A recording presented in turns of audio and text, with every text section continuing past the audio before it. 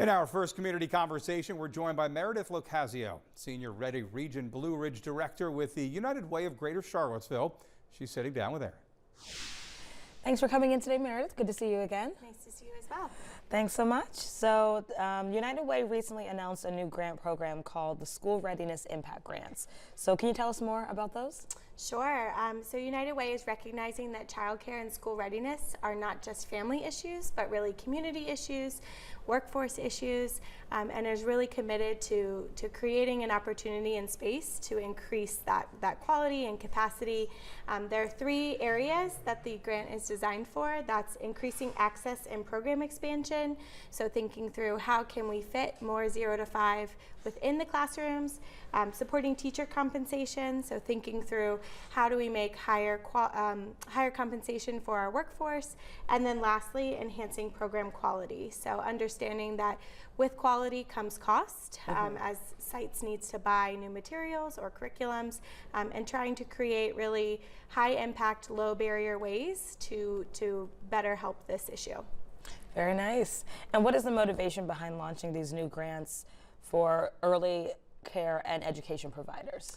Sure. So in the first bucket of increasing capacity in programs in the greater Charlottesville area, we see about 3,300 slots as our shortfall, and really 2,600 of those are 0 to 2. So recognizing that there are a lot of babies that do not have a space to go. So can providers come up with creative solutions to add additional slots for them, whether it be taking new classrooms, and adding furniture to be able to serve kids, or adding a teacher to be able to increase their ratios, and in some instances even looking at can they build entirely new spaces for them.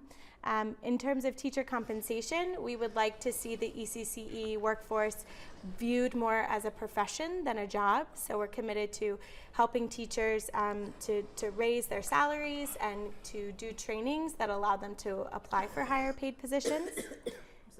All good. And then lastly, for quality, like I mentioned, recognizing that that comes with a cost. To buy a curriculum, to buy manipulatives, to buy toys is something that a lot of sites don't have the overhead for. So can we take that barrier away?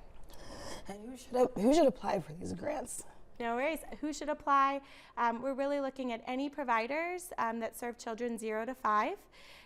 Providers can apply across all three areas, but their applications will be reviewed by each individual area.